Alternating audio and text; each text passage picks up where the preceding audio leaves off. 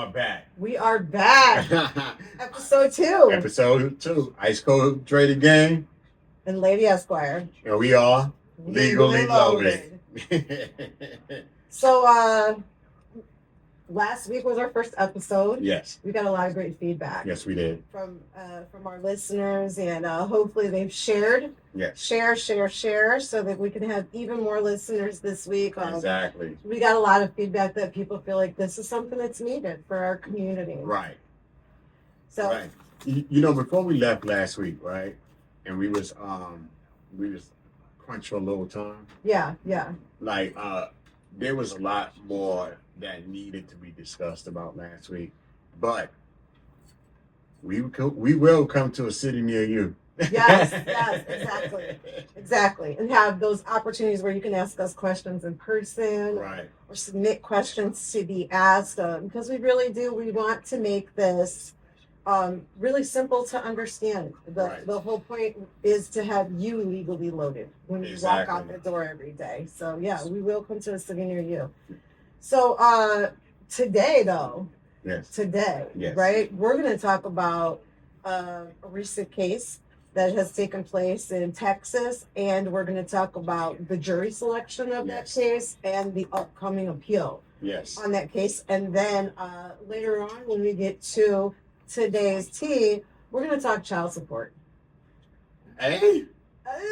Right, child support. We're going to talk child support, how it gets calculated, why you're not always paying for your child's other parent to get their hair done, or to go to the club, or whatever it is that you might think that you're paying for. We're just going to put a little bit more background to it. Yeah, we definitely just going to touch on it a little bit, because child support is a big thing. It is.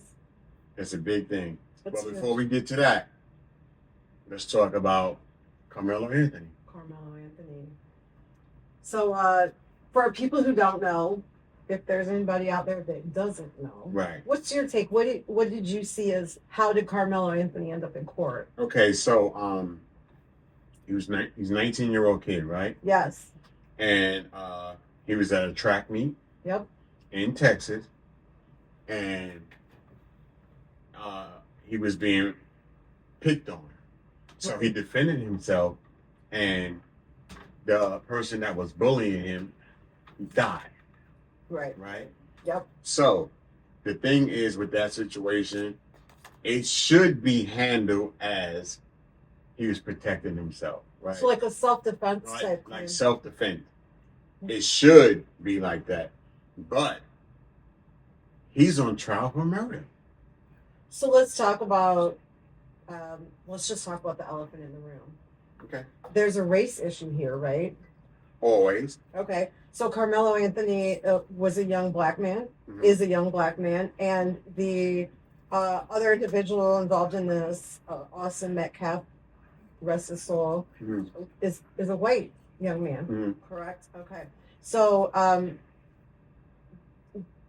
what do you think? Is this is it tilted? Is it biased because we're talking about a black kid stabbing a white kid? Right. And so what happened was, he didn't even have like a big Ginsu knife or anything like that, the way how people are saying it, right? Right. He had one of them little Swiss Army knives that had like a knife on it, scissors, screwdriver, like a camp knife. I had one of those when I was in the Boy Scouts. Right. So like basically, he just cut him deep enough so and in the right spot. Right. But if you're being attacked and bullied, right? Where he lost at is because he's black. And that's possible. And he killed the white boy.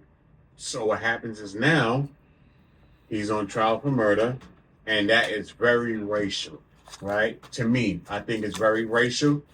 And my take on this is free Carmelo Anthony, Black Power. So, I agree. Oftentimes things are racially slanted. Not always, but oftentimes. And what really struck me with this particular case Mm. is that so he was convicted. He's already convicted Mm. of murder and sentenced to 35 years, which is also kind of wild. Like that's twice as long as this kid's been alive. Right. Right. But and he maintained that it was self-defense the whole time. What was really interesting about this is that during jury selection, Mm. there were some challenges by Carmelo Anthony's team to the jury selection. And in the end, they ended up with the jury being entirely white and Asian, and there were 0 black jurors on the panel. 0. So basically, to me, that sounds like money. That sounds like money bought the jury selection. Because when do you have a jury, right? And there's no brownies in the jury. Well, so it happens a lot more than what we would think, but I would say that there often are black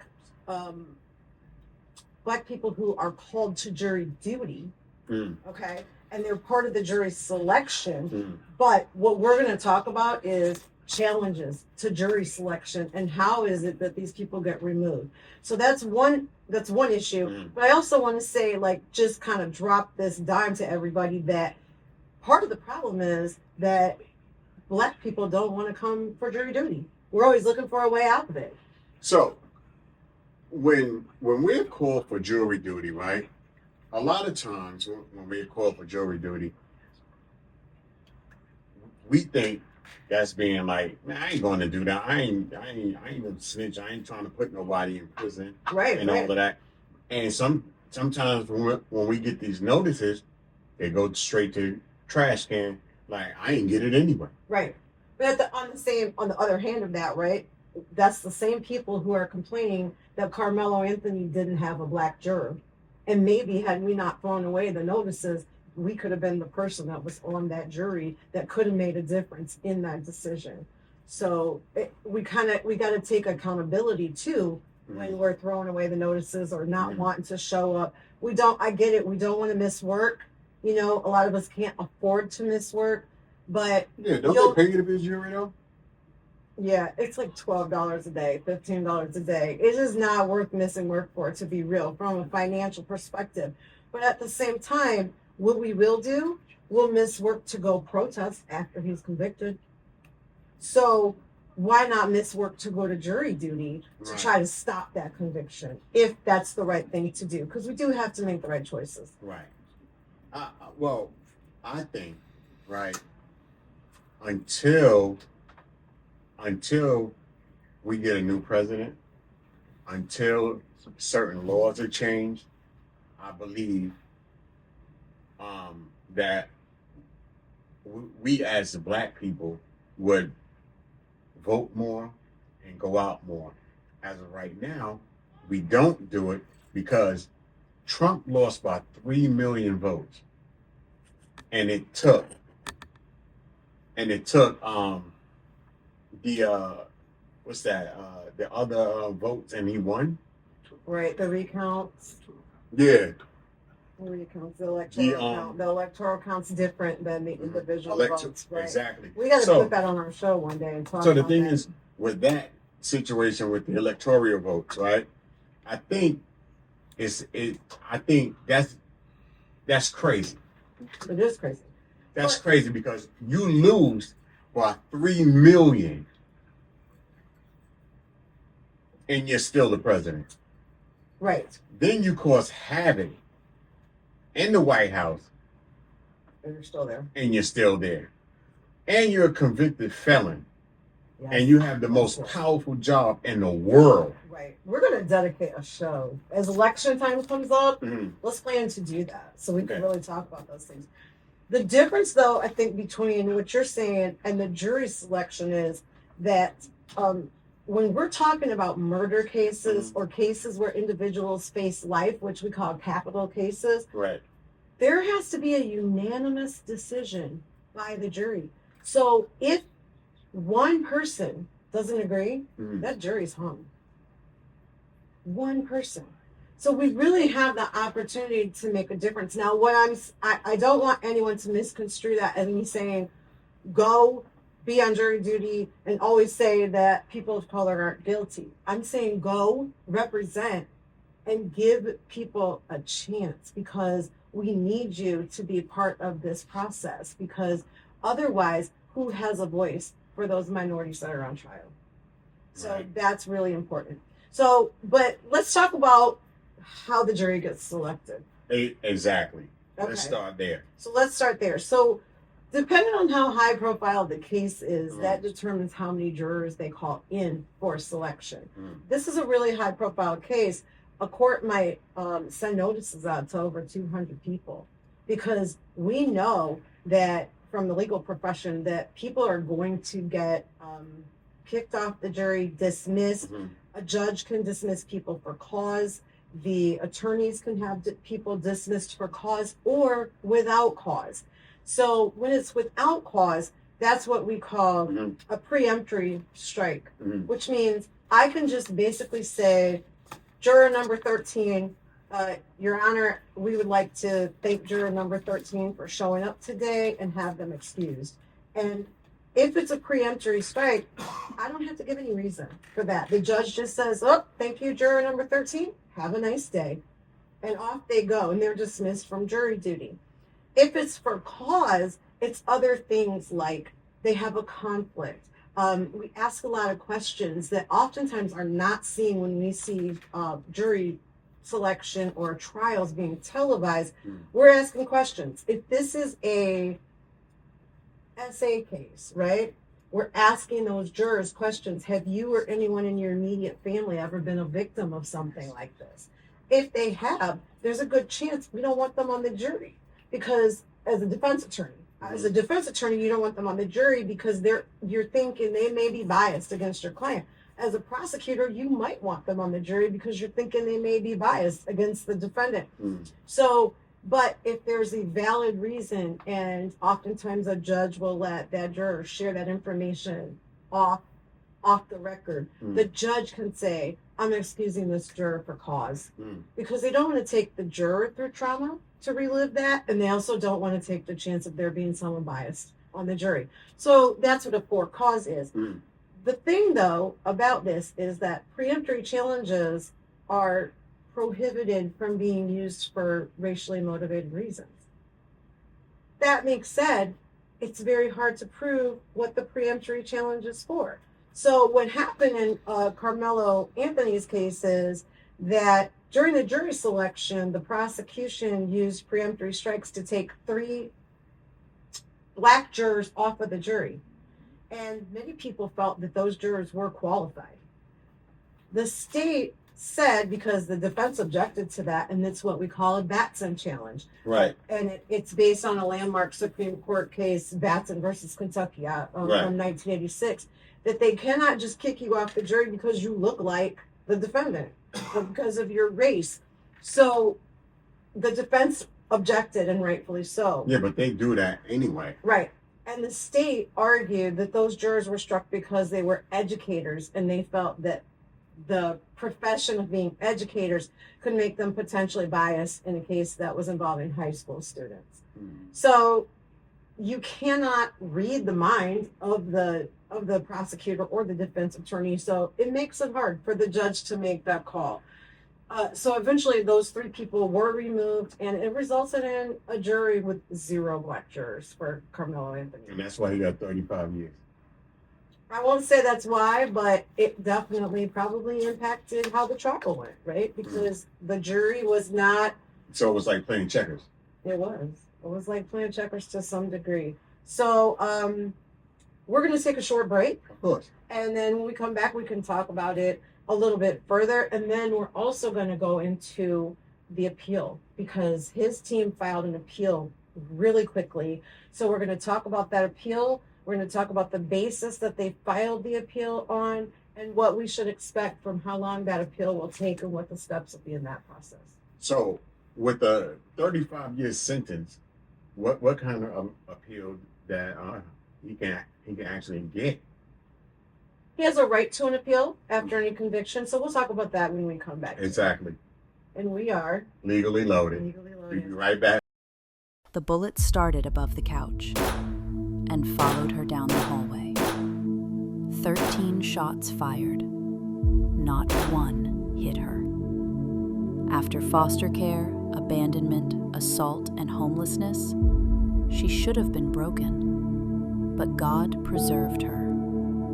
You're Not My Real Dad is more than a book. It's proof that pain doesn't get the final word. Healing starts here. Available now on Amazon. We are back. We're back. And Ice Cold Dre the Gang. Lady Esquire, we're legally loaded. Exactly. And we're trying to get you legally loaded as well. Exactly. And today we are talking about the Carmelo Anthony murder case that recently took place in Texas. Right. Before we went to break, we talked about the jury selection and how this young man ended up with 0 black jurors on his jury, which most likely affected the way that jury made their decision. And not to say, I'm not implying that the people who were chosen for the jury didn't do their job or didn't have good intentions. They very well could have. What I am saying is that because we have heard in the wind that this situation and the altercation had some racial undertones going on, right? I don't really think there's a way that people who are not the same race as him could really understand how those things were impacting him and how that made him feel at the time, or whether or not that made him fear for his life, right? Because he claims self-defense. Right. So my thing is, what was he supposed to do when he was being bullied? Just stand there? Right. And because none of us are in that circle, we don't know exactly what was happening. But I'm going to take a guess that it was one of these nursery rhyme type things. Sticks and stones will break my bones, but words will never hurt me. He was being bullied with words. And oftentimes, from a legal perspective, it's looked at as literally you fight fire with fire. So if the weapon is words, words are appropriate to use back. If the weapon is a knife is appropriate to use back. If the weapon is a gun is appropriate to use back. So while that doesn't always hold true, I feel like the jury maybe thought that. Like, the words weren't going to kill him. Why did he pull a knife? Again, though, none of us are in that circle, and those jurors cannot relate to what it feels like to be a young black man in Texas, being surrounded by people who are not the same race as you, being bullied. And if it's true that there were racial undertones going on, how does that make you feel? Did he feel safe? Did he feel like his life was at risk? He couldn't have felt safe. Right. Not at all. Like, I talk to Links on the Move a lot about stuff like this because he was bullied. Okay. Right? You know what I'm saying? So I understand that he was bullied. So I always talk to him. I'm like, it's okay. Like now, he's the bullier. Right. But back then, he used to get bullied. You know what I mean? Right. So now, right, not only is there racial undertones with the altercation itself, then they're looking at there's racial undertones from a defense perspective. There's racial undertones in the jury selection. And to be real, on a national level, the NAACP and Ben Crump Law have jumped behind this young man to defend him because he had he no longer has, his family no longer has the money to pay for this appeal. But so normally you would just get like the public defender assigned to you, and we'll talk about that one day too, how that, because you're definitely going to lose. In a lot of situations. You're definitely going to situations. prison with a public defender in this kind of situation. I have acted as a public defender, and I have gotten people acquitted. So it just depends on who you get. But yes, that is common. So it's amazing that the community is coming together, right? And coming behind this and backing this young man up for this appeal. They filed their notice for an appeal just one day after the conviction. So Smart. they moved quick. Smart. See, with me, right? And I'm not trying to be funny or nothing, but me, I wouldn't hire a public defender, right? What I would do is I would ask your husband to start me a GoFundMe page pouring chocolate syrup over him so I can get the money to pay for to get my lawyer. That's what I would do. And the thing is, it depends on who the public defender is. So a lot of times there's people who work for the public defender's office, and there's people who are private attorneys who choose to take on public defender cases and help out with that. There are good public defenders out there. They give their all to their clients, and oftentimes they make a difference in their clients' lives. So I can't say just because it's a public defender. I think that they get a bad rap because they carry a huge caseload, a really huge caseload. Whereas a private attorney, you decide how many cases you want to take in, and when you reach your max, you can say no. So this is my thing. I'm glad that you said that, right? So if I'm a public defender, right, and I'm taking on a case like this, I'm going to go to my superior and say, this is too big of a case for me. I can understand that. And in general, I think that there would be more than one. I think the public defender's office would usually send a team and usually have their chief public defender involved in a case like this, but they too would have an assistant, if not two, and build a team. But that does speak to what happens then to everyone else who's on the public defender's roster. And now we've pulled 3 or 4 of their best attorneys to defend a high profile case like this, and everyone else who has the smaller profile cases or maybe not is not facing life is getting the bad end of the stick, because those public defenders offices are understaffed, just like every other job is right now, and oftentimes have young attorneys coming in. So those are the ones handling like the misdemeanors and so on. So that's still an issue, right? Even if they give you a team, it's still an issue. It definitely is. So let's talk about what's going to happen as far as the appeal goes, right? Appeals are a process. They do not happen overnight. Right. So you can be appealing a case for like years, right? Absolutely. So the thing is with this kind of case, being that you are an attorney, right, with this kind of case, how long do you think this appeal is going to run? If you was on this case, how long would this appeal take you to do what you need to do to get right? I'm going to predict about a year. It's going to take about a year, 2 years at a stretch, but 1 to 2 years. Trials often can take that long, but in this case, Carmelo Anthony got a very speedy trial, which you should do. But sometimes there are things going on behind the scenes that stretch the timeline out. Oftentimes, decisions that are made by the defendant and the prosecution, they may come to an agreement to adjourn things because there's additional evidence they want to find, or they need additional time to do what we call writing briefs and things like that. So it can stretch it out. But initially, as soon as they give the notice, as soon as the defense team gives a notice to say that we are appealing, the next thing that has to happen is the court reporters have to go back and they have to compile the full trial transcripts. So everything that was said on the record in all of those days, and has to be typed up. However they do it these days, they probably have AI to help with it, but then they have to go through to make sure, because the court records have to be word for word of what was said. It cannot be paraphrased. It cannot, if they change one verb or one adjective or one adverb, it can change the entire meaning of the sentence of what the witness was saying or the testimony was telling them. So it has to be accurate.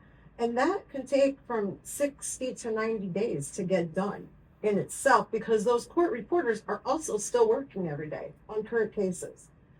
So once those transcripts are completed, Then those go out to the attorneys on both sides. Mhm. And now we enter into what's called a briefing phase, which is that the defense team is going to make a written brief where they're going to allege all the mistakes that were made in the original trial. Mhm. They're going to say there's an issue with the jury selection, any other issues that they have. They're going to say, in this case, they're likely going to say that they did preserve their right to challenge the jurors because they made Batson challenges, and that in general, when a Batson challenge is made, that if it's based on a person being an educator, that tends to be seen as a pretty neutral job, and the judge usually will sustain that and let the jurors stay. Or, I'm sorry, yes, will sustain it and let the jurors stay. So they're going to point all those things out, and they have to find case law from their state that justifies what they're saying, that says this is what the courts have decided before, and therefore this is why this court has to decide that we're right and the prosecution's wrong. Once that is all finished and submitted, that goes to the prosecution, and they get their turn to write their brief, and now they've got to read everything. So that's the argument right there, right? Right. Now they're going to read everything and say, we disagree with what the defense is saying, and they shouldn't be able to go to appeal on this, and they're going to put that in. And then eventually, probably around spring, maybe winter 2027, late winter, early spring, there's going to be oral arguments before the court, and they will both come in and make those arguments on each side, and the Court of Appeals will hear their argument and decide if they're going to let the appeal go forward. So if the appeal goes forward, right, that means that they're redoing the whole case over? The appeal goes forward Because by people them. don't understand what appeal means. Right. So the appeal means they're appealing the conviction because they're trying to show, defendant's side is trying to show that there was an error on the lower court's part. There was an error, and that had that error not taken place, Carmelo Anthony would not have been convicted, and or the case could have come out different. So it's going to be the defense team's job to prove that this all could have gone differently had the judge made different decisions. If they can prove that, they will win the appeal. Mhm. And then the appeals court will do what we call a remand, and they will send this case back for a new trial. If they cannot prove it to the appeals court, and the appeals court says that the appeal is denied, the next step would be an appeal to the Supreme Court. So it starts with an appeal to the state court, the state appeals court, and then it would go to the Supreme Court if his team decides to continue on to that level. So if he gets the appeal, right, Yes, and they retry the case, right? yes. So basically, it becomes a trial, right? A whole new A trial. whole new trial. So that means if he loses again, that means he blew trial, right? Yeah, if he loses again, And he then he blows wouldn't trial. have an appeal as of right.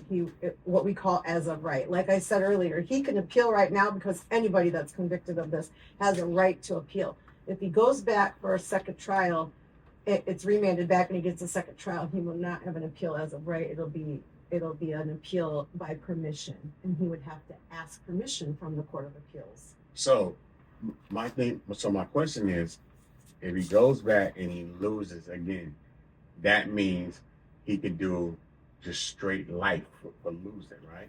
So if he goes back and he loses again, he gets sentenced again.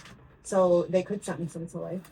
He could, and that's one of the things you have to consider before you appeal. So the sentence will be new, and so he could be sentenced to 35 years to life. He could be sentenced to life without parole, whatever. Texas, we probably need to look and see if that's a death penalty state, but he could be sentenced to anything that is within the sentencing guidelines of his state. Oh, that's So kind that's the risk. It's a risk of appeal. So the thing is, do you think he should take the risk, or do you think he should do his time? Because with things like this, and he's 19, right? So let's say he does 20 years, he could probably get out. I Or like 35 years, and he does 20. There's a possibility he can get out early. Yeah. So is If it? I were in Is that it? situation, I think as an attorney, as a defense attorney, I think I would tell him to take the risk. I think that he was an individual who had no previous criminal record, was very young. So your sentencing guidelines are often based on your prior record and the current situation and conviction. And so I have a feeling that probably he's probably looking at a really high sentencing right now that could have been lower. And so I think I would tell him to take the risk because because of what I've seen and what we've discussed, I do think he has a strong self-defense case. So take the risk because right now you're sitting in jail for 35 years. So That's his whole life. so if he wins the appeal, right, Yes, and they go and they retry him, right, yes, and let's say he wins that, yes. well, how many years is going to come off? Because he's still going to go to prison, right? No, if he wins on a self-defense, he would be released immediately. So if he wins the second trial, he has the chance to be released immediately. Yeah.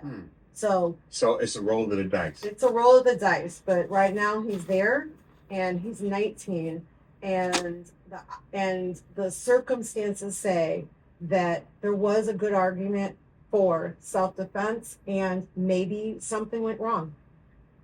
We will be right back, and we are Legally loaded. All right? Stay tuned. We'll be right back. The bullet started above the couch and followed her down the hallway. 13 shots fired. Not one hit her. After foster care, abandonment, assault, and homelessness, she should have been broken. But God preserved her. You're Not My Real Dad is more than a book. It's proof that pain doesn't get the final word. Healing starts here. Available now on Amazon. Yes, we are back. We are back. I am Ice Cold Dre the Game. And I am Lady Esquire, And we are. legally loaded. And we've got some questions coming in from the chat. Right. From our last couple segments. So coming from the producers, what's the questions? The first one was with the high-profile case and him, Carmelo, being destitute economically. What happened to GoFundMe? I guess what they're asking is, you said, I guess he couldn't afford a certain kind of lawyer. Yeah. So if I remember, I think there was a GoFundMe for him. I know there was some fundraising. High-profile cases like this cost a ridiculous amount of money to defend. Attorneys at that level are charging anywhere $350 to $500 an hour, and that runs up really quick. 10 hours is $5,000 at that rate. So very likely whatever fundraising was done has been used to defend him. But at this point, maybe because Ben Crump and the NAACP are coming in, the family felt like we don't have to continue raising funds because we've got a really strong pro bono team coming in. So my question, I'm sorry. So my question is, right, why did the NAACP wait until he was sentenced 35 years? And they've been seeing this it's been on TV like across the world. Why wouldn't they jump in before it even started? NAACP, their job is to step in when your rights have been violated, especially in a racially discriminating way. So I think that maybe they couldn't guarantee on the front end that they would be violated no matter what we all thought would happen. Once they saw the child, they can definitely say that they feel there's some racial discrimination going on there, and that's their time to jump in. Next question, sir. All right. It says, when does a right to a speedy trial work to the defendant's benefit, and when shouldn't they use that right? It works to their benefit when they're innocent and when they really need to get out of jail, because you could be held on a bond so high that you can't even raise the money to get out, and you're innocent and you really need to get out of jail. If you're not innocent and you're being honest with your attorney and telling them that you're not innocent, sometimes it works to your benefit to delay things because a lot more negotiation goes on, a lot more offers come to the table, and in some cases witnesses who may have testified may not to say they're going to get off, but they get older, they get forgetful, It's not as fresh in their memory. So there can be some changes in evidence and things like that. So sometimes, or if you're digging, if my client's telling me there's more evidence that we need to find, I'm delaying this trial because I want to find what they say is going to help me win. And the Last question, sir. The last one's more like a statement. It says, "I thought you couldn't be tried for the same thing twice." So that's double jeopardy, right? And what that means is once you're acquitted, once you're found innocent, you cannot be tried for the same thing twice. So they can't try you for first degree murder. You get found innocent, they go try you for second degree murder. They should have brought it all at one time. But when you appeal and your case is overturned by the Court of Appeals or the Supreme Court, it's like Monopoly. Go back to go and start over. So then there can be a new trial because there was an error in the trial. So thank you for those questions. Thank you for those questions, sir. The interaction. Appreciate you. So let's get on to today's tea because we only have a few more minutes before we're out of here. It goes by so fast. Exactly. It does go by Today's so tea. fast. Today's Child support. Child support. Hey, child support calculations, right? So, this is my thing. We as the men that pay child support, Yes. right? We always look at what the money is being spent on. Like 99% of the time, the money is not really going to the child. It's going to get your hair done. It's going to get a tattoo. It's going to get your feet done. It's going to get your nails done. Your new dress.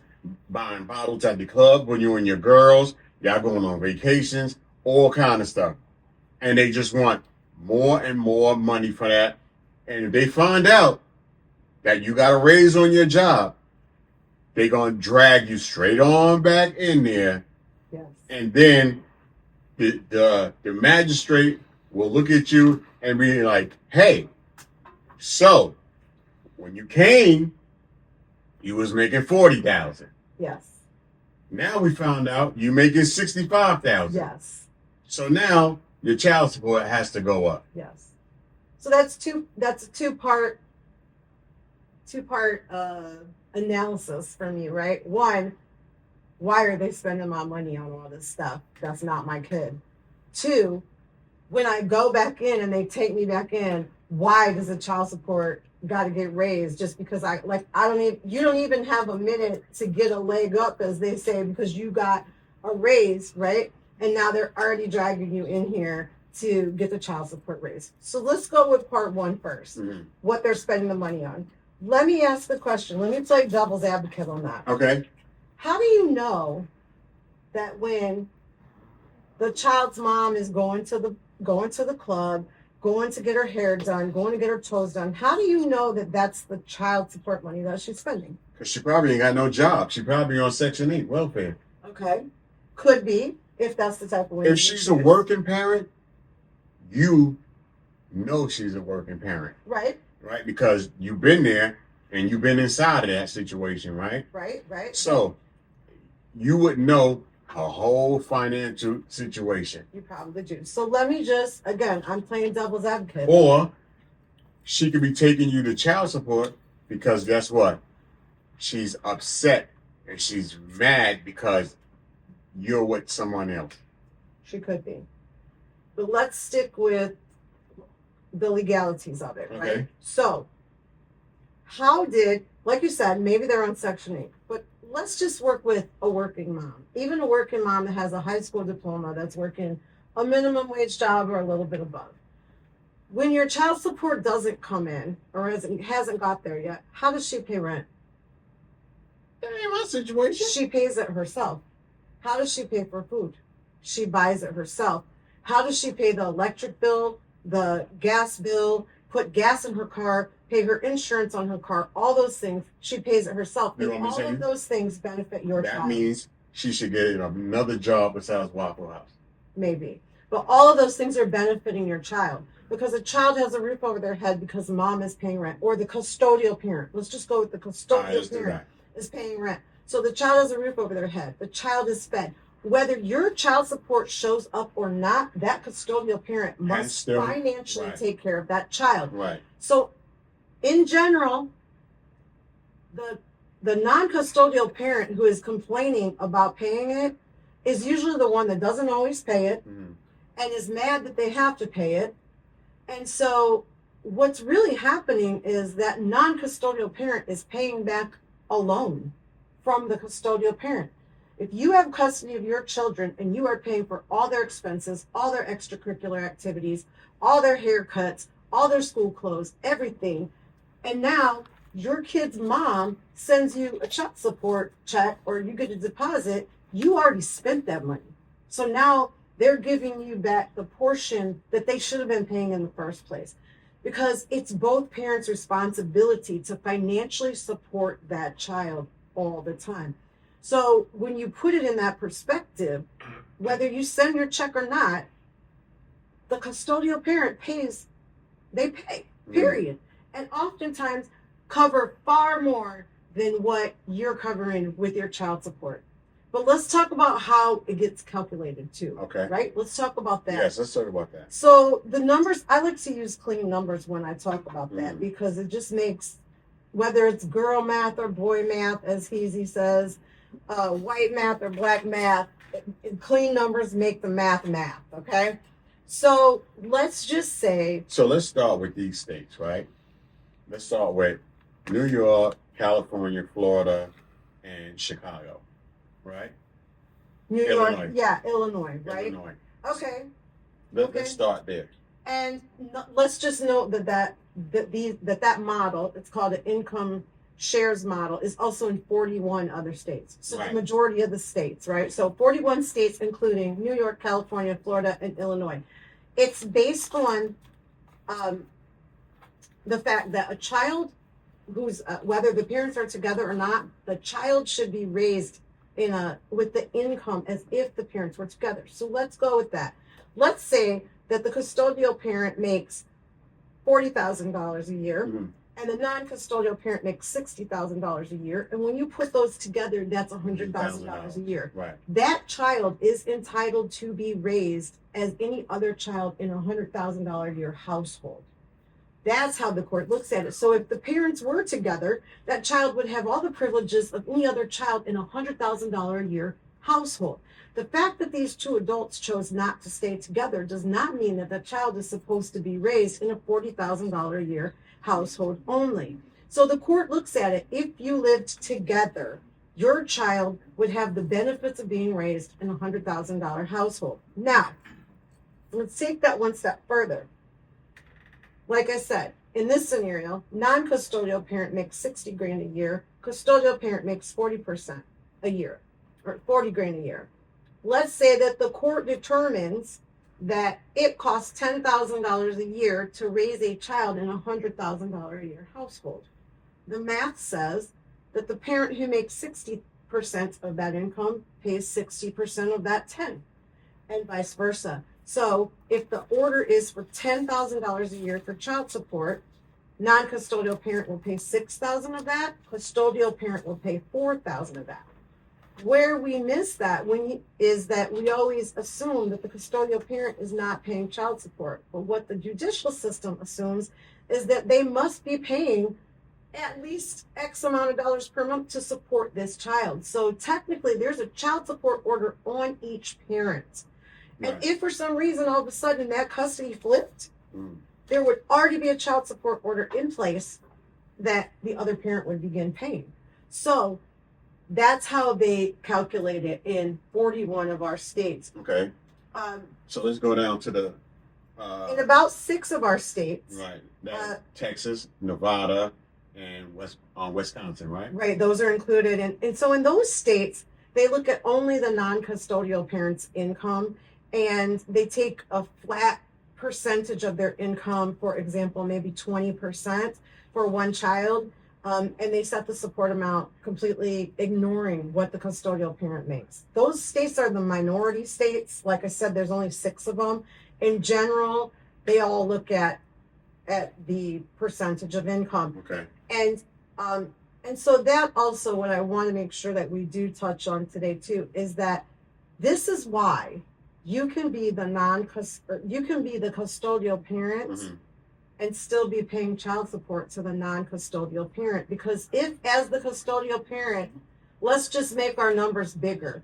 The custodial parent makes $100,000 a year. The non-custodial parent makes $50,000 a year. That's $150,000 It's family. $150,000. The custodial parent is going to pay so much more of the percentage, right? So because they make 66% of the income and the other parent makes 33% of the income, it very well could happen that even though the non-custodial parent has every other weekend and Wednesday afternoons, that you could still end up paying them a portion of child support, because when your child goes to their house, they're entitled to live the same manner of lifestyle that they live at your own house. Right. So it's really all about the child when they're calculating that. It's about what the child deserves, and that no child deserves to live a lesser or lower means of lifestyle just because the parents decided that they couldn't be together. And that's why it gets calculated like that.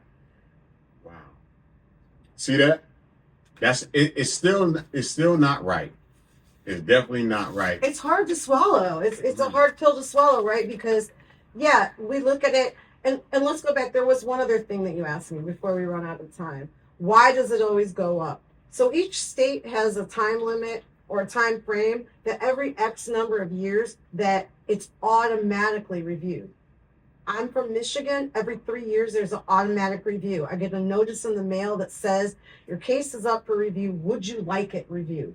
And so automatically, each side has a right to have a review of the income and the child support every 3 years. Then on top of that, there are often other things that can trigger a change. So for instance, in Michigan, anytime one party's income changes by 30% or more, whether it goes up or down, you lose a good job and now you make 30% less, you get a promotion, you make 30% more. Anytime it changes like that, you have the right to ask for a review. And all states have their own review rules. And so yes, when the non-custodial parent finds out that you got a new job and they can prove that you've been there 6 months and your income went up 30% or more, that is why it got raised. Hopefully it only went up 20% and it doesn't get raised for reviews. But just depending on the state, like we said, always check your state laws. We give legal knowledge, not legal advice. Right. So always check your state laws to see what those requirements are. But this is why you need to be legally loaded. Right. You need to know what your actual rights are when And you're thank going in. everyone, right? We Yes. gotta thank everybody from tuning in Yes. to Legally Loaded, and we will be back next week, right? Next week for episode So, 3. three. Don't miss it. I am Lady Esquire, And I am Ice Cold Dre the Gang, And and we we are are Legally Loaded.